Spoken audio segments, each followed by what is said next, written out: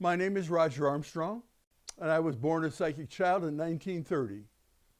Now, pain is controllable. You don't have to feel pain. What you do is don't take pain internally. Don't believe in it internally. Don't accept it internally. Reject it. Put it outside your body. Visualize it as fog that you walk through. And when you get through the other side of the fog, the pain is gone. See it as a pile of rocks, and every rock you add to the pile diminishes your pain.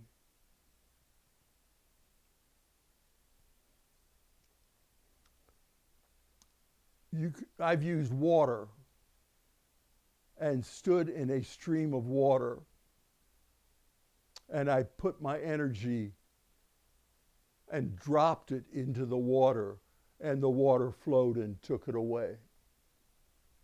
Any of these techniques, visualizing an intention to make it a thing, is the trick and is the important part. Now, I've had several serious operations, one of which was I had a double knee replacement.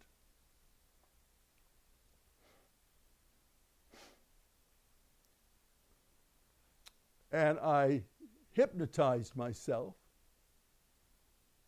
through a recorded tape so that I would be able to, during the operation, not be traumatized by any pain. And to that I added that I was going to have a minimum of blood loss at the point of the surgeon's incision, and that I would heal faster than normal and heal as fast as the body could safely do it. Okay. So I came out of the operation. Well, the surgeon was agreeable to all of this and knew what I was doing. So I came out of the operation, and the nurse said, "Mr. Armstrong, what is your pain level?" And I said, "Number 1.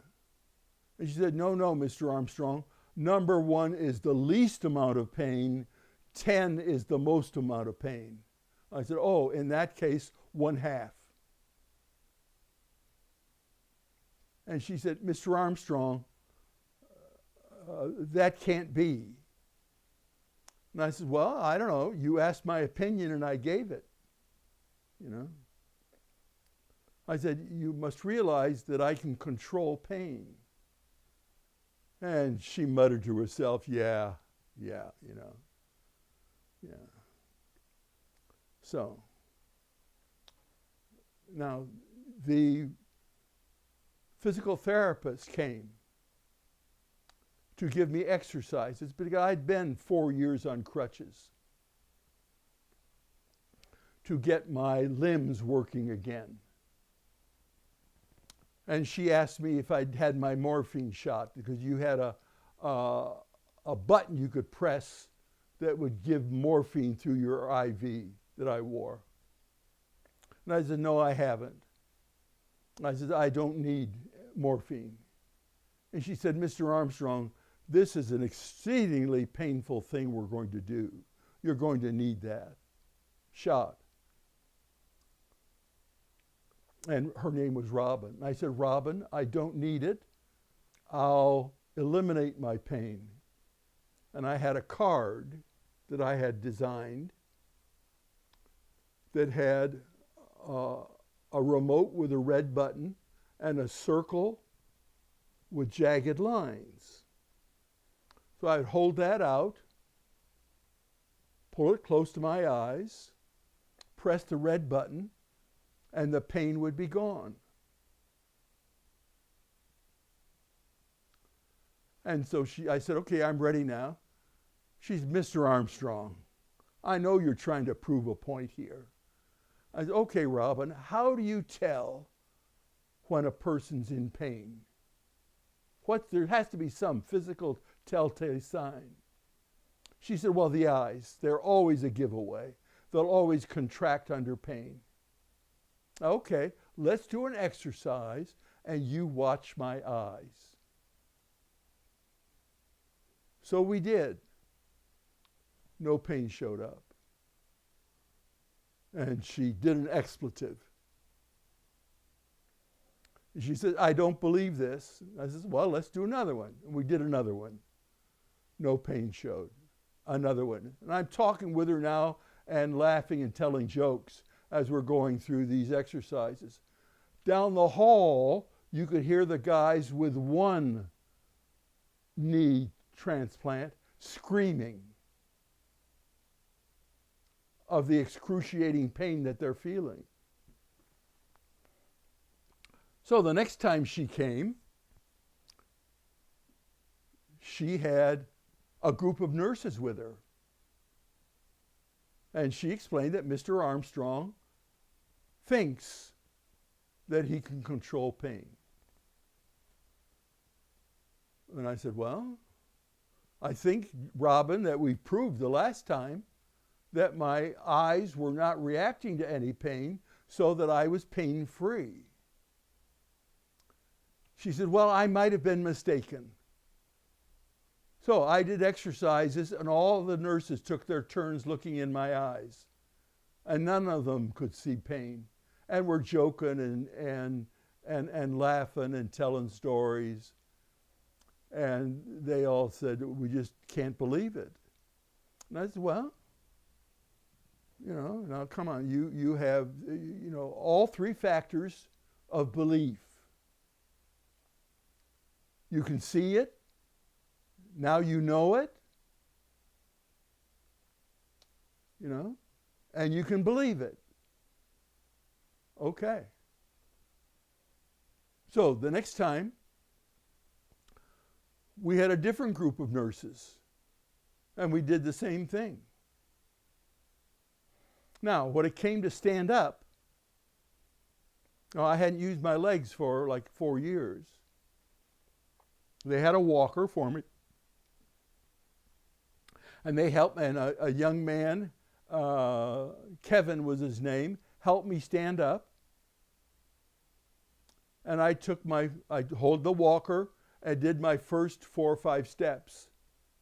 And then I kind of slumped a little bit. And he grabbed my arm and held me erect. And he said, Roger, you don't know how proud we are of you. And I whispered back to him, yeah, I want you to be proud of me, because that helps me get rid of the pain and make it a thing off to the side. He said, what are you using now? I said, discarded paper in the waste basket. He said, that sounds good to me. And so we walked up and down the corridor twice. And coming back, I was even more sure of myself. And as I swung my legs up, all the ladies applauded. Okay. So, my blood loss during the operation was 100 cc's off of each leg. Now, in this operation, they're cutting the actual knee out of my leg and replacing it with a plastic knee replica.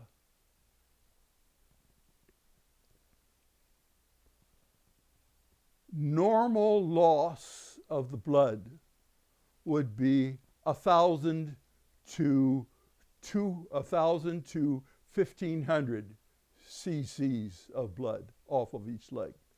The blood I had given before was just hanging on the gurney.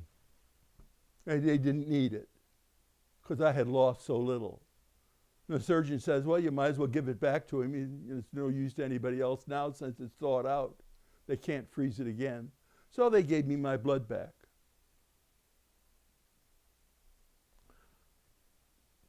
So now I've taught this to other people, and they were able to, once they went through the square routine and could focus, then they could focus on a pictured intention to put pain out of the body into something else. Now, I've had some people that learned to do this, and they went pain-free for a while. This one man was having extensive dental surgery. And then he called me up and he says, I'm not going to use the pain control technique. And I said, oh, okay. He said, yeah, I want to feel the pain. That gives me a sense of accomplishment. I said, okay, go for it. His girlfriend was very, very upset that he chose not to control the amount of pain, but to accept it all in terms of his manliness. He felt it was important to be able to conquer pain without help. Okay. Now, I have used the pain control. When I had a hip replacement. I cracked my hip, and so they operated on me, put pins in, and put a sealant in to booster up that crack so it wouldn't go crack further. I have a question on whether that was needed or not, but that's what the surgeon said, so I went along with it. But I had no pain. And he couldn't believe it. I had no blood loss. He refused to believe it. So, again, going back to the tape on realities, his believing a certain way got in the way of this experiential reality. All right. My name is Roger Armstrong. I was born a psychic child in 1930. And I was trained to focus on intentions and to develop my psychic abilities with the help of my imaginary playmate, Guardian. And this is all part of the WasAPsychicChild.com series. And we're all from Ashland, Oregon.